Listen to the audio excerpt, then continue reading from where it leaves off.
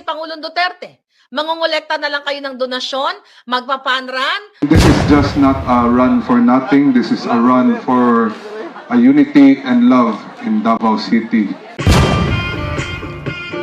Magandang hapon mga kabisdak! Ay pag-usapan po muna natin itong matagumpay na pinakaunang Run Duterte Run. Ito po ay fun run na ginawa ho ng mga Duterte diehard supporters dyan sa Davao City. Ito ay tribute kay former President Duterte.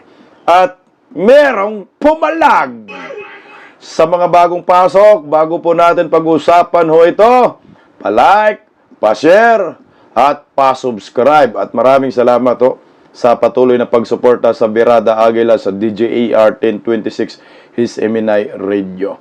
At mamaya ho, live po tayo, komentary alas 8:30 ng gabi. At maraming salamat ho sa patuloy na pagsuporta sa Bisdak Pilipinas. Pa-like! Ito po ang ating pag-uusapan ngayon sa Bisdak Pilipinas. Run Duterte Run! Dinagsa mga Davaoeños nagsilabasan sa kanilang mga tahanan upang suportahan ang pinakaunang fun run para kay tribute para kay former President Rodrigo Roa Duterte.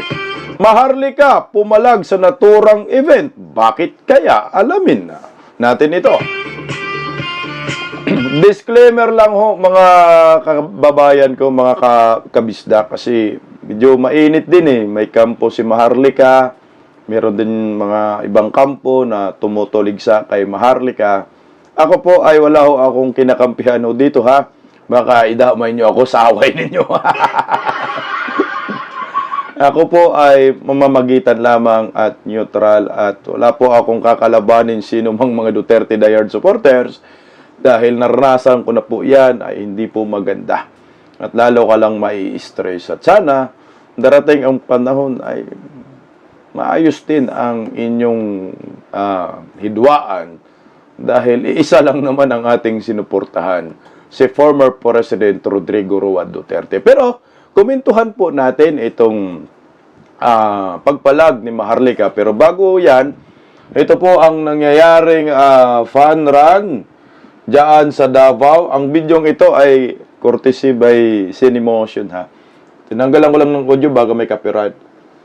Ayan po mga kabisdak, ang pinakaunang fun run para kay former President Rodrigo Duterte. Marami eh. Ayan o, dinagsa. Hindi ko po alam kung merong nag-cover na media. Sana man lang may media ba? Para makita ho nila na sulit pa rin ang Davaoeño sa kay former President Duterte. Alam naman natin ho, sulit talaga. Noong patunayan, nung kakatapos lang na eleksyon, landslide victory ang Team Duterte dyan. Ayan po marami pong dumating. So wala tayong alam kasi na ganito para karami kasi walang media. Ang nag-iisa lang yata na pumunta dyan ay yung Bilyonaryo Channel. Merong binalita pero na-upload din yata nila sa kanilang mga social media platform. Ito nga ho yung ulat ng Bilyonaryo. Bilib ako sa Bilyonaryo, napaka-neutral no. Tayo din, mag-neutral din tayo sa gulo ng mga didis. Aray, pabira. Ito po ay may update po ang Bilyonaryo dyan. Buti pa tong Bilyonaryo talaga. Miles for Digong, thousands run for unity and tribute in Davao. On Sunday, July 6, over 5,500 runners. 5,500 lang daw eh. Pero marami na rin yan, 5,500, di ba? Gathered at sunrise for the first Mayor Rodrigo Duterte run in Davao City, not just for fitness, but a show of unity. Di ba? Malinaw show of unity, gratitude, and a heartfelt call to bring home former President Rodrigo Roa Duterte. Ayan naman pala. Maayos naman pala ang panawagan. Bring home Duterte.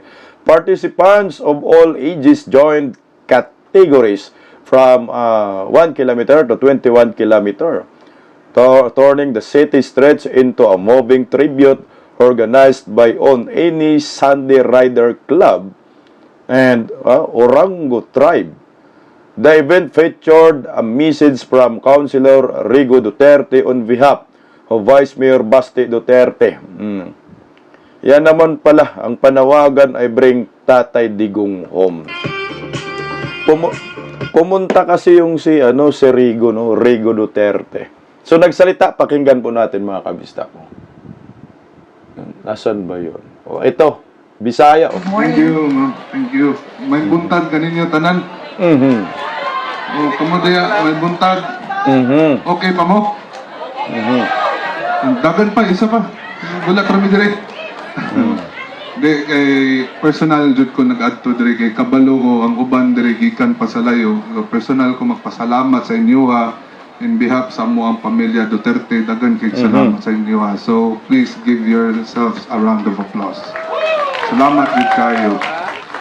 And this is just not a run for nothing. This is a run for a unity and love in Davao City. And mahangyo lang ko ninyo na di ta mundang na hantod dili makauli ang akong lolo si Tatay Digong. Daghang kay salamat sa inyo sa atong mga organizers, daghang salamat. Mabuhay mong tanan, mayong buntag kaninyo. Thank you so much. Ayan. Nagpasalamat si Rigo Duterte sa ginawa po ng mga organizer dito ng panawagan ay I bring him home, PRRD. At hindi daw dapat tayo titigil hanggat hindi makauli o Bisaya kasi hanggat hindi makauwi si former President Rodrigo Roa Duterte sa ating bansa. Actually, yun talaga yung dapat panawagan natin. Bring PRRD home at dapat tuloy-tuloy na panawagan para man lang yung matanda, 80 anyos na hindi na kumakain, no? At nangangayat na nga butot balat na nga hindi na maganda ang lagay ni Tatay Digong, ay makauwi na. Dapat ganun ho.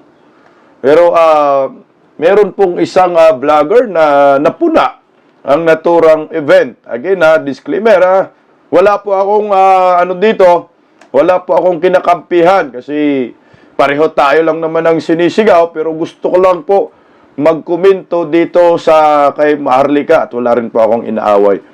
Pakinggan natin si Maharlika. Ano ang gagawin na mahal daw nila si Pangulong Duterte? Mangongolekta na lang kayo ng donasyon, magpa-fundran, magpaparali, manghihingi ng pera sa mga OFW, piso-piso para sa paglabas ni Pangulong Duterte. Isa po yung pang-scam. Isa yung kadyutahan. Ano nakikita nyo dito?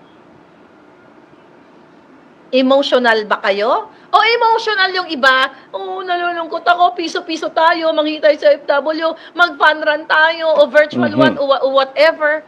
Yan ba ang suporta ninyo? Hindi mo pwedeng sabihin na aawa ka lang kay Pangulong Duterte. Ay, naaawa ako, kaluoy man, si PRRD. Pwede ba mag-fundran tayo, mangolekta tayo ng pera? Hindi ganyan. Hindi kayo pwedeng patatahimik na lang, panran. We need power, people power. Ang sabi ni Maharlika ay we need people power, no? Pinalabas ko lang tong bidyong ito kasi yan po yung pinakalat ng ng mga ibang DDS din naman. Pinalaki po yung issue at parang tinutulig sa nila si Maharlika, no? Again, wala akong kaaway sa kanila at gusto ko po nga magbati-bati sila at wala rin akong kinakampihan. Yung kampo nila ni Joey De Vebre, nakaibigan natin yan no? Ako para sa akin dito guys, may sense si Maharlika pero mukhang nadala lang siya sa damdamin niya. Kasi nga ang sinabi niya na parang scam ho ito. Parang tinutukoy niya itong Duterte ran. Scam ho naniningil ho kayo. Parang ganun ang lumalabas na.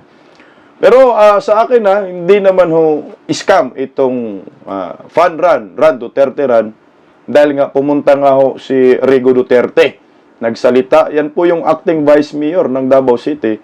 At siguro naman umingi ng permit itong mga organizer. Hindi naman sila po pwede na makapag-organize pag wala silang permit galing sa city, Davao City, no? Pero siguro, ang nakikita ko lang dito kay Maharlika, meron siyang concern, no? Na baka magamit lang ang pamilyang Duterte, o magamit ng mga merong personal interest, dahil di po natin pwedeng itanggi rin na merong talagang mga event na ganun ang purpose, manggamit ng tao. Hindi ko sinasabi itong Duterte ran ano lang, kumbaga, magiging open-minded lang ho tayo. Marami po talagang mga event, naranasan ko rin po yan nung kasagsagan ni Tatay Digong, pangangampanya, at nung mga naging presidente. Marami talagang grupo ho na gumagamit kay former President Rodrigo Roa Duterte, mga Duterte, para ho kumita pagkakitaan pagkakitaan lang para sa kanilang pansariling interest Lalo na ho itong what for example fund run, may gastos talaga yan, hindi naman ho libre yan Siguro kailangan din magkaroon ng tawag na financial, hindi man po gagana ang naturang fund run kagaya po nung sapatos, damit, may kasama pa yatang medyas at parang may medal pa yata, no? Na binibigay sa mga sumasali, no, mga ganyan. Pero siguro parang lang, mag-ingat tayo na sa mga taong nanggagamit at gagamit sa pamilyang Duterte kasi kawawa naman ho, no. Hindi ko sinasabi itong pandra na ito Ako okay ako dito. Parang nilawakan ko lang yung pag-iisip ko na baka naman ho magamit lang ang mga Duterte diyan. Dahil kawawa ang mga Duterte, si Tatay Digong nasa nasa detention center, hindi maganda ang kalagayan, tapos malalaman pa na merong gagawa ng hindi maganda. Hindi ko sinasabi itong Duterte para maitama natin. Yun lang yung nakikita ko dito kay Maharlika, meron siyang concern na parang ganun. Pero sana, hindi man sana sinabi scam. Hindi tinutukoy ito. Parang babala lang. Huwag yung direktang birahin mo itong Duterte kasi kakampi rin natin ang mga to. Tandaan nyo po, kailangan po natin mag-multiply. Hindi po natin, huwag tayo magbawas ng kakampi. Kaibiganin nating lahat. Siguro yun yung nakikita ni Maharlika. Baka naman talagang obsis na si Maharlika na gusto niyang makauwi si Tatay Digong. Kasi pumupunta rin siya sa Netherlands, sa Dahig. So, for the benefit of the doubt, may concern si Maharlika dito po kay Tatay Digong at sa mga Duterte. Kasi marami talagang scammer. Manumala kayo sa atin. Sa hindi, meron talaga na manggagamit. Given na yan mula noon hanggang ngayon. Nung kasikatan ng mga Duterte. Meron ho. Pero siguro naman, wag naman ipuntaryahe siguro yung fund run na ito. Kasi maganda naman po yung hangarin. No, bring him home. Nakauwi si Tatay Digong. Part din po ito ng pag-iingay. Bring him home. Yun yung isa sa pinakamagandang panawagan ng Duterte run. Siguro, yung mabanggit ko kay Maharlika, yung sinabi ni Maharlika na mag-people power daw. No? Hindi rin naman kasi ganun kadali yung salitang people power. Unang-una, medyo mahinit talaga ang Marcos admin sa atin, mga DDS. Oras na magkakamali ka manawagan ka ng people power, panigurado sedition ka dyan Inciting to sedition, kakasuhan ka. No, yun ang mangyayari sa atin. Siguro, giingat lang. Okay na po yung dinadaan sa fund run. No? Pero, sana walang mga mapagsamantala na nakasali sa naturang fund run. Sana yung mga organizer, totoo talaga yung kanilang pagsuporta kay former President Rodrigo Roa Duterte at hindi lamang ginagamit ang mga apelyidong ito para sa kanilang sariling interest. Kasi kawawa ngayon nga lang, sa totoo lang, pinuputakte itong Duterte run ng mga dilawan. mga ensaymada vloggers na di umano'y, ano na daw tayo, kumbaga kalap na ng pondo, pinapalabas na nagmakaawa tayo. Hindi ganun ha. Kailanman ang mga DDS ay hindi nagmamakaawa. Lumalaban kami ng patas. Kung malikot man ang utak ho ninyo, sa inyo na yun, bahala kayo, mga animal kayo.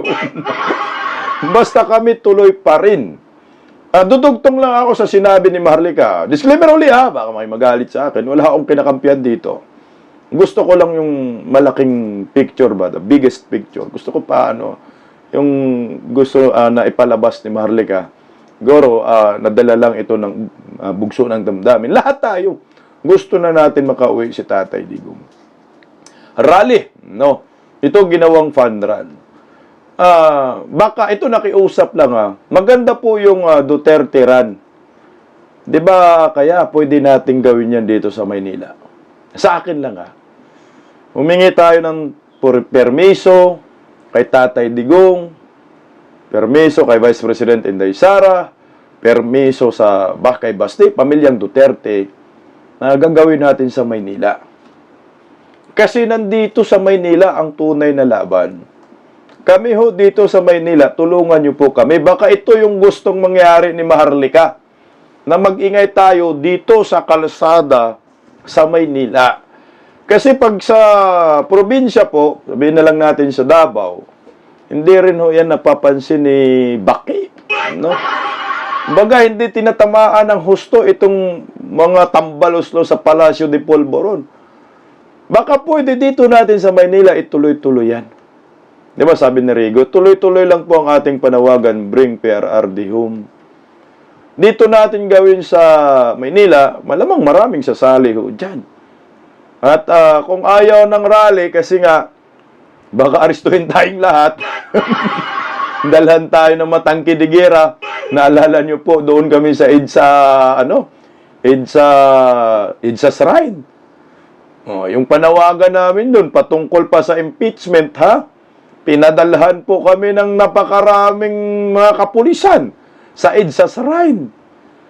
Gawin na lang muna natin Duterte fun run para makahikayat na maraming mga Pilipino magsalisal na sumama. 5,500, marami na ho yun. Yung ginawa ng Davao, marami yun. Okay, pag dito natin gawin sa Maynila, mag-iingay po tayo, maraming sasali dyan. Kaya siguro ito yung pinupuntaryan ni Maharlika, baka ho po pwede dito natin sa sentro, sa Imperial Manila. Dahil narito po ang tunay na laban. Ang Malacanang nasa Maynila Sa Davao, given na yung Davao talaga para sa akin, sulit talaga yan Pero nandito yung kalaban natin sa Maynila, Metro Manila, na kailangan po mag-ingay. Alam nyo po, yung ibang mga tao dito, mga taga Maynila, na-impluwensyahan na ng mga demonyo Nung nakarang araw, nakasakay ako ng Grab, galit na galit kay Tatay Digong, Bisaya. Bisayang driver galit na galit kay Tatay Digong, mantakin mo, sasabihin pa nila, si Tatay Digong daw, totoo, na di umano, ay merong kinalaman sa droga. Sinong source niya? Si Trillanes. Pero Bisaya yun Yun ang isa sa mga nakakatakot Maraming na-impluwensyahan ng mga Pilipino dito sa Maynila dahil wala pong nag-iingay. Kami nag-iingay, ilan lang ho kami. Nga sana, meron talagang mga organizer kagaya yan, Run Duterte Run, na mangunguna dito sa Maynila. Kasi andito yung laban Baka naman ako nakiusap no? Ako, political vlogger, wala pa akong kakayahan mag-organize, mga ganyan, wala tayong pira. No? Ito, nasubukan naman ho ninyo sa Davao, bakit ayaw nating i-apply dito sa Maynila? At mag-ingat lang. Gaya ng sinasabi ni Maharlika, mag-ingat sa mga scam. Baka ma-scam din ba? Kung sino po yung nag-organize dyan sa Davao, yun na lang ang gawin natin. Total, mangunguna. Total, sinasabi naman ni Rigo Duterte, acting vice mayor, na wag po tayong tumigil. Baka nga ho, ito ang tanging paraan natin. Baka para hindi tayo maharang ng mga truck ba? No? Hindi tayo padalhan ng mga animal, ng mga sandamakmak na kapulisan. Baka ito ho yun. Magiging regular. Gawin na nating weekly ito. Para pag nagkasundo, diretso tayo sa EDSA. Ni Duterte rin ang panawagan eh. O, di ba? Bring him home. Wala naman kami sinasabi, ngiwim resign. Basta Duterte. Maraming sasali yan. Maniwala ko kayo sa akin. Mga DDS, maraming sasali yan. Baka ako, nanawagan ako sa organizer ng Ran Duterte Ran. Successful naman po yung ginagawa ho ninyo. Aba dito po ninyo gawin sa Maynila. Maraming sasali ho dyan. Kasi nandito yung Palacio de Polvoron. Okay na yan dyan sa Davao. Mid na ho yan. Talagang sulit ng mga yan. Walang question dyan. Ngayon, nagiging successful man po kayo. Sige nga, dito sa Manila. Para maging masaya ang mga Pilipino. Pag magkaintindihan tayo, wala tayo mag-uusap kung pupunta po tayo ng papuntang Minjula. Kagaya po yung ginawa ho namin, yung maisog. Yung birthday ni Tatay Digong, di ba, nagkagulatan. Marami pong DDS sa Metro Manila. Marami lang tahimik, wala rin nangunguna ho talaga. Pero ito, hindi naman po ito pinagbabawal sa batas. Magkaroon tayo ng Duterte Ran, bring PRRD home, hindi naman ito kaguluhan. Humingi ka lang din ng permiso, nang magkaroon tayo ng fun run. Kung ayaw po, mas maganda, dito po kayo sa Maynila, kasi si Yorme Isko man ang mayor, kakampi man natin yan si Yorme Isko. Sa Maynila tayo mag-fun run, no? Duterte, ikot-ikotin natin, lawak ng Maynila. Diyan tayo mag-jogging-jogging sa Maynila, Rojas Boulevard. Iwan ko lang kaya. Sa Rojas Boulevard, diyan tayo. Hanggang Dolomite Beach, hanggang doon sa may Intramuros. Doon tayo magsisigaw ng bring him home. Tapos paliko konti ng Minjula. Kaya po, di ba? Ng Minjula. Tapos stop ka doon sa pintuan ng Minjula, doon tayo magpormahan. Doon tayo mag-formation. Yun lang naman yung masasabi ko dyan. At sana, ang mga DDS, wag na po natin masyadong palakihin po ito. Ako po ay nanawagan, hindi lang kay Maharlika. Sa kampo ng iba, yung sinasabi daw nila, double agent. Meron bang ganun? Double agent, Nanawagan po ako sa parehong kampo na sana ay tigilan na po natin ang bangayan, tigilan na po natin ang hindi pagkakaunawaan.